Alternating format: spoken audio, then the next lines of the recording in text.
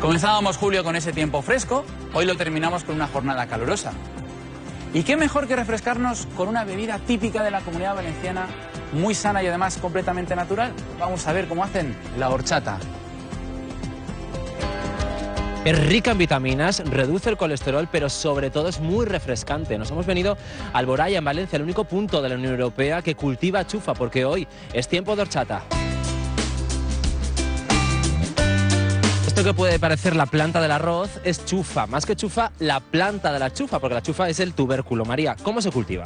Pues mira, la chufa se planta en marzo, se producen unas 550 hectáreas y eso traducido a producción de chufa serían aproximadamente 5,5 millones de kilos.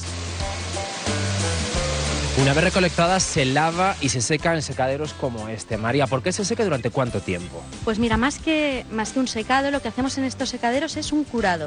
Es un proceso lento que se prolonga a lo largo de 3 meses. Y este grano deshidratado llega ahora aquí a la horchatería. Cristóbal, ¿cuál es el siguiente proceso? Haremos una trituración en frío, añadiendo agua. ¿Esto que sale ya es horchata? No, esto es la pulpa triturada junto con agua, ¿vale? Lo que tenemos que hacer ahora es filtrarlo, que luego posteriormente será horchata al añadir el azúcar. En Valencia está el consumo de este líquido, que incluso encontramos autohorchaterías, como esta en la que estamos. Hola. Buenos días. ¿Me pone un litro de horchata? Sí, aquí solo tenemos granizada, porque para el viaje aguanta mucho mejor. Perfecto, no hay problema. Vale. Para que esté en su punto, la horchata debe estar bien fría, a ser posible a 0 grados. Aquí tiene. Pues muchas gracias, qué rápido. Hasta luego.